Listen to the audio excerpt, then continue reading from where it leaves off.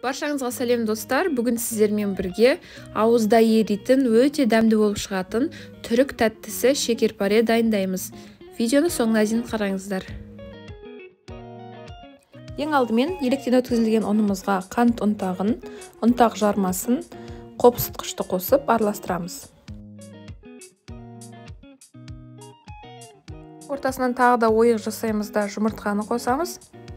Кішкене араластырып жіберіп, одан кейін ерітілген сары майды қосып, жұмсақ қамыр илейміз.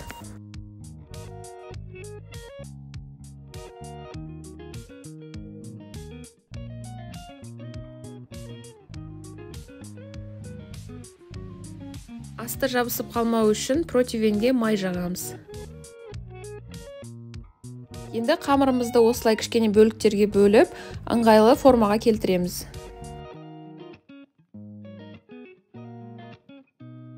Кез келген жаңғақ түрімен әсемдейміз.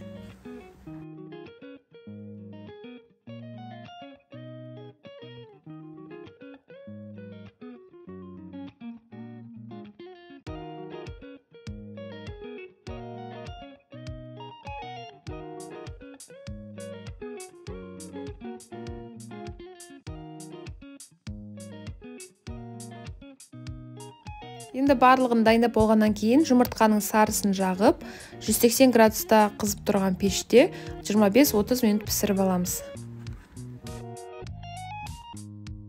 Ыдысымызға су, қант және де лимон тілімін қосып, қайнатып, шарбат дайындаймыз.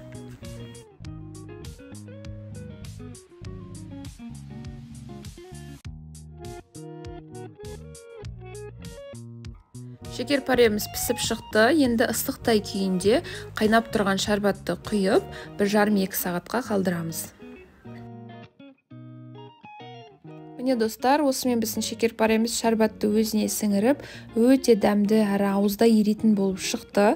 Міндетті түрде үйде дайындап көріңіздер. Егер де тәттіні қатты жақсы көретін болсаңыздар, бұл шекерпаре тәттісі сіздер үшін. Видеоны соңына дейін қарағандарыңызға рахмет. Лайк басып тіркеліп қойды ұмытпаңыздар.